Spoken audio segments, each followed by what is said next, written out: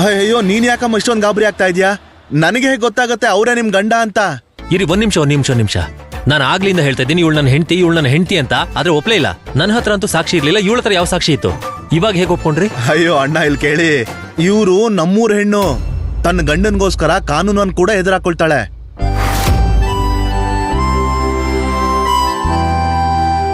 ಸರಿ ಆಯ್ತಮ್ಮ, ನೀವೆಲ್ಲಾದ್ರೂ ಹೋಗಿ ಅದ್ರ ಹುಷಾರಾಗಿ ಹೋಗಿ, ಸರಿನಾ? ನಿಮ್ಮಿಂದ ತುಂಬಾ ಉಪಕಾರ ಆಯ್ತು ಅಣ್ಣ. ಆದ್ರೆ ಹೋಗೋದು ಹೇಗೆ? ಅದು ನೀವ್ ನಮ್ಗೊಂದ್ ಚಿಕ್ಕ ಸಹಾಯ ಮಾಡ್ಬೋದಾ? ಅದು ನಮ್ ಗಾಡಿ ಕೆಟ್ಟ ಹೋಗಿದೆ. ಮತ್ತೆ ಇವರು ಬೇರೆ ಎಲ್ರಿಗೂ ಹೀಗ್ ಬೆರಳು ತೋರಿಸಿ ಗಾಡಿನೆಲ್ಲ ಕಳಿಸ್ತಾ ಇದ್ದಾರೆ. ನೀವ್ ನಮ್ಮನ್ನ ಹೋಟೆಲ್ಗೆ ಬಿಡಕ್ಕಾಗತ್ತಾ? ಖಂಡಿತ ಅಮ್ಮ, ಬನ್ನಿ ಗಾಡಿಲಿ ಕೂತ್ಕೊಳ್ಳಿ.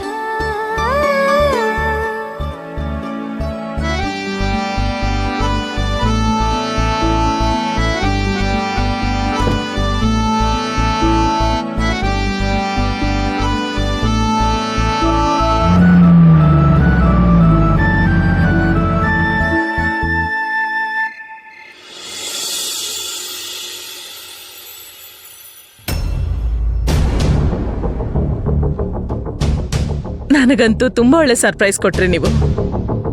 ಹೇಳಲೇ ಇಲ್ಲ ನೀವು ಬರ್ತಿರೋ ವಿಷಯ. ಒಂದ್ ವೇಳೆ ನಾನ್ ನಿಮ್ಗೆ ಹೇಳ್ಬಿಟ್ಟಿದ್ರೆ ಇವಾಗ ನಿಮ್ ಮುಖದ ಮೇಲೆ ನಗು ಕಾಣಿಸ್ತಿದ್ಯಲ್ಲ, ಅದನ್ನ ನೋಡೋದಕ್ಕೆ ಆಗ್ತಿರ್ಲಿಲ್ಲ. ಹೇಗಿದೆ? ತುಂಬಾ ಚೆನ್ನಾಗಿದೆ. ನಿನಗಿಂತ ಸುಂದರವಾಗಿಲ್ಲ. ಸರಿ ಹೇಳು, ಮನೇಲೆಲ್ಲ ಆರಾಮಾಗಿದ್ದಾರೆ ತಾನೆ? ಏನು ಸಮಸ್ಯೆ ಇಲ್ಲ ತಾನೆ? ಇವಾಗ ಅಮ್ಮಾಜಿ ಹುಷಾರಾಗಿದ್ದಾರೆ, ಅದನ್ನ ಕೇಳಿ ಖುಷಿ ಆಯ್ತು ನನಗೆ.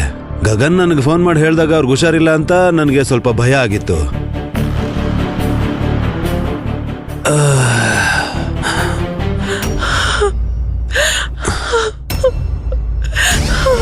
ಅಯ್ಯೋ ಸರೋಜಾ, ಏನಾಯ್ತು?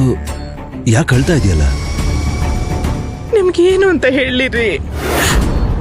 ಮಹಿಳಾ ಸಂಘದಿಂದ ಕೆಲವರು ಮಹಿಳೆಯರು ಇಲ್ಲಿಗೆ ಬಂದಿದ್ರು. ಅವ್ರಿಗೆ ನಮ್ ಗಗನ್ 2 ಮದ್ವೆ ಮಾಡ್ಕೊಂಡಿರೋ ವಿಷಯ ಗೊತ್ತಾಗಿತ್ತು. ವ್ರತ ಮಾಡೋಕೆ ಉಯ್ಯಾಲೆಲಿ ಒಂದೇ ಕಡೆ ಇಬ್ರು ಹೆಂಡ್ತಿರು ಅವರ ಒಬ್ನೇ ಗಂಡನ್ಗೆ ಕಾಯ್ತಾ ಇದಾರ. ಇದು ಬರೀ ಅಪರಾಧ ಅಲ್ಲ, ನೈತಿಕವಾಗಿ ಕೂಡ ತಪ್ಪು ಮಾಡ್ತಾ ಇದ್ದೀರಾ. ಅವ್ರು 2 ಮದ್ವೆ ಮಾಡ್ಕೊಂಡಿರೋದಕ್ಕೆ ಗಗನ್ನ ಜೈಲಿಗೆ ಕಳಿಸ್ಬೇಕು ಅಂತಿದ್ರು ರೀ. ಇಂಥ ವ್ಯಕ್ತಿಗೆ ಕಾನೂನಿಂದ ಶಿಕ್ಷೆ ಆಗ್ಬೇಕು. ಜೈಲ್ ಕಂಬಿ ಹಿಂದೆ ಕಳಿಸ್ಬೇಕು ಇವನ್ನ. ಆಗ್ಲೇ ಸಮಾಜಕ್ಕೆ ಒಳ್ಳೆ ಸಂದೇಶ ಸಿಗೋದು. ಅಷ್ಟೇ ರೀ. ಅವತ್ತಿಂದ ಇದೇ ವಿಷಯದ ಬಗ್ಗೆ ನನಗೆ ತುಂಬಾ ಹೆದರಿಕೆ ಆಗಿದೆ. ಒಂದ್ ವೇಳೆ ಯಾರಾದ್ರೂ ನಾಳೆ ದಿನ ನಾನು ಮತ್ತೆ ನೀವು 2 ಮದ್ವೆ ಮಾಡ್ಕೊಂಡಿರೋ ವಿಷಯ ಗೊತ್ತಾದ್ರೆ ಆಗ ಏನಾಗುತ್ತೆ ರೀ? ಒಂದ್ ವೇಳೆ ಪೊಲೀಸರು ಬಂದು ನಿಮ್ಮನ್ನು ಜೈಲಿಗೆ ಕರ್ಕೊಂಡು ಹೋದ್ರೆ? ಇಲ್ಲ ಚಿಚಿ, ನಾನು ಏನ್ ಮಾತಾಡ್ತಾ ಇದ್ದೀನಿ? ಇಲ್ಲ, ನಿಮ್ ಮರ್ಯಾದೆ ಹೋಗೋದನ್ನ ನನ್ನಿಂದ ನೋಡಕ್ ಆಗಲ್ಲ ರೀ. ನೀವು ಜೈಲ್ಗೆ? ಇಲ್ಲ, ನನ್ ಪ್ರಾಣ ಕಳ್ಕೊಂಡ್ಬಿಡ್ತೀನಿ. ವಿಷ ಕುಡ್ದು ನನ್ ಪ್ರಾಣ ಕಳ್ಕೊಂಡ್ಬಿಡ್ತೀನಿ. ಇಲ್ಲ ರೀ. ಸರೋಜಾ, ಸಮಾಧಾನವಾಗಿರು. ತಗೋ, ನೀರ್ ಕುಡಿ ನೀನು. ಒಂದ್ ಮಾತು ಹೇಳೇನ್ರಿ ನಿಮ್ಗೆ? ದರ ಸೊಸೆ ಇದ್ದಾಳಲ್ಲ, ತುಂಬಾ ಹುಷಾರಿದ್ದಾಳೆ. ಎಷ್ಟು ಅದ್ಭುತವಾಗಿ ಪತ್ನಿ ಧರ್ಮ ನಿಭಾಯಿಸಿದ್ಲು ಗೊತ್ತೇನ್ರಿ? ಗಗನ್ ಕುಮಾರನ ಮೊದಲನೇ ಹೆಂಡತಿ ಆಗಿರೋದ್ರಿಂದ ತನ್ನ ಗಂಡನ ಮರ್ಯಾದೆಗೋಸ್ಕರ ಅವನ್ ಪ್ರಾಣಕ್ಕೆ ಅಪಾಯ ಬರಬಾರ್ದು ಅಂತ ಗಗನ್ ಕುಮಾರನ್ಗೆ ಡಿವೋರ್ಸ್ ಕೊಟ್ಬಿಟ್ಲು ರೀ. ಇಲ್ಲಿ ಯಾರು 2 ಮದ್ವೆ ಆಗಿಲ್ಲ. ಗಗನ್ ಅವರು ಪೂಜಾರ್ನ ಮದ್ವೆ ಆಗೋದಕ್ಕೆ 1 ತಿಂಗಳು ಮುಂಚೆನೆ ನನ್ಗೆ ಡಿವೋರ್ಸ್ ಕೊಟ್ಟಿದ್ದಾರೆ. ಇಲ್ಲಿ ನೋಡಿ, ನಮ್ಮ ಡಿವೋರ್ಸ್ ಪೇಪರ್ ಧರ ರೆಡಿ ಮಾಡಿಸಿದಾಳೆ, ಮತ್ತೆ ಇದಕ್ಕೆ ಸೈನ್ ಕೂಡ ಮಾಡಿದಾಳೆ. ನಾನು 2ನೇ ಹೆಂಡ್ತಿ ರೀ. ನನ್ ಪರಿಸ್ಥಿತಿ ಹೇಳಿ, ಈಗೇನ್ ಮಾಡ್ಲಿ ರೀ? ಈಗ ನಾನು ಏನ್ ಮಾಡ್ಲಿ ಹೇಳಿ?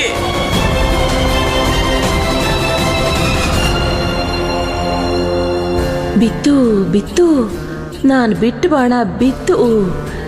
ಇಲ್ಲ, ಬಾಣ ಅಲ್ಲ. ಇಷ್ಟು ಕಣ್ಣೀರು ಹರಿಸ್ತಿದ್ದೀನಿ. ನನ್ನ ದುಃಖದ ಬಾಣ ಬಿತ್ತು.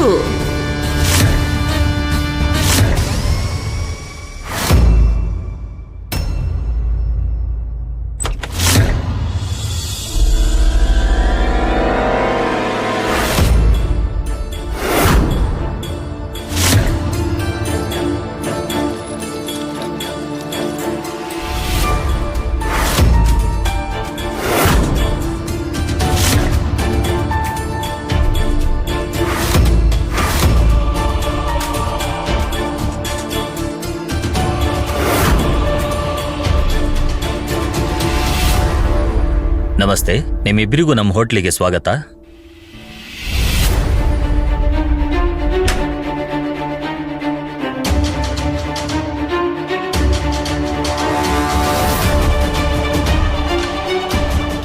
ಇವ್ರು ಹೀಗೆ ನಗ್ತಿರೋದನ್ನ ನೋಡ್ತಿದ್ರೆ ಇವರು ನನ್ನ ಹೆದರ್ಸಕ್ಕೆ ಅಂತ ಮಾಡಿರೋ ಇನ್ನೊಂದು ಐಡಿಯಾ ಇದು.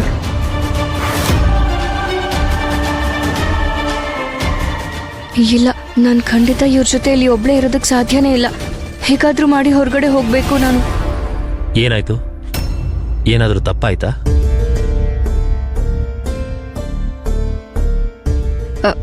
ಅದು ತುಂಬಾನೇ ತಪ್ಪಾಗೋಗಿದೆ. ಅದು ಅಲ್ಲದೆ ಈಗ ಸಂಜೆ ಆಗೋಗಿದೆ, ಏನೂ ತಿಂದು ಇಲ್ವಲ್ಲ. ನನಗೆ ತುಂಬಾ ಹಸಿವಾಗ್ತಿದೆ. ನಾವು ಹೊರಗಡೆ ಹೋಗಿ ಏನಾದ್ರೂ ತಿನ್ಬೋದಲ್ಲ? ಹೊರಗಡೆ ಏನಕ್ಕೆ? ಇಲ್ಲೇ ರೂಮ್ಗೆ ತರಿಸೋಣ. ಹೊರಗಡೆ ತುಂಬಾ ಜನ ಇರ್ತಾರೆ, ಆದ್ರೆ ಈ ರೂಮ್ನಲ್ಲಿ ಕೇವಲ ನಾನು ಮತ್ತೆ ನೀನು. ನಿನ್ನ ಮುಖ ನೋಡಿದ್ರೆ ಗೊತ್ತಾಗ್ತಾ ಇದೆ ನೀನು ಎಷ್ಟು ಹೆದರ್ಕೊಂಡಿದೀಯ ಅಂತ. ಬೇಡ, ನನ್ನ ಮಾತಿನ ಅರ್ಥ ಅಷ್ಟು ದೂರದಿಂದ ಬಂದಿರೋದು ಇಲ್ಲಿ ಒಳಗಡೆ ಕೂತ್ಕೊಂಡಿರೋದಕ್ಕ ಹೇಳಿ? ಇಲ್ಲಿ ಊಟ ಮಾಡೋದ್ರಲ್ಲಿ ಮಜಾನೇ ಇರಲ್ಲ. ನಾವೆಲ್ಲಾದ್ರೂ ಹೊರಗಡೆನೆ ಹೋಗಿ ಊಟ ಮಾಡೋಣ. ಅದು ಅಲ್ಲದೆ ನನಗೆ ಈ ಹೋಟೆಲ್ದು ಪಿಜ್ಜಾ ಬರ್ಗರ್ ಎಲ್ಲ ಇಷ್ಟನೇ ಆಗಲ್ಲ. ನಾನು ದೇಸಿ, ನಾನು ಇಷ್ಟಪಡೋದೆಲ್ಲ ಅಂಥದ್ದೇ. ಅದಕ್ಕೆ ಎಲ್ಲಾದ್ರೂ ಹೊರಗಡೆನೆ ಹೋಗಿ ಊಟ ಮಾಡೋಣ ಅಲ್ವಾ? ನಾನು ಈಗಲೇ ಬಟ್ಟೆ ಚೇಂಜ್ ಮಾಡ್ಕೊಂಡು ಬರ್ತೀನಿ.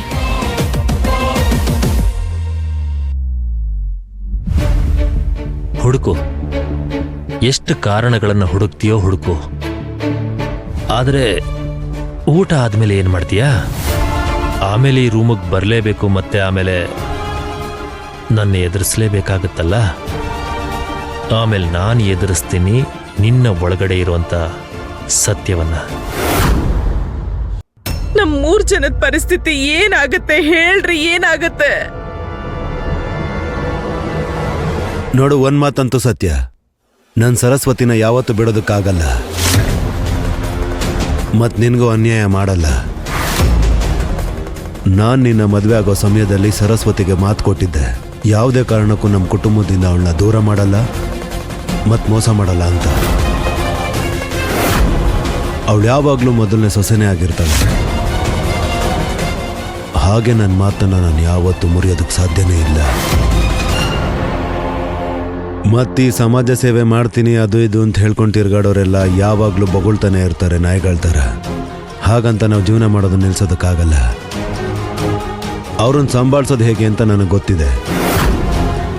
ನೀನ್ ತಲೆ ಕೆಡ್ಸ್ಕೋಬೇಡ.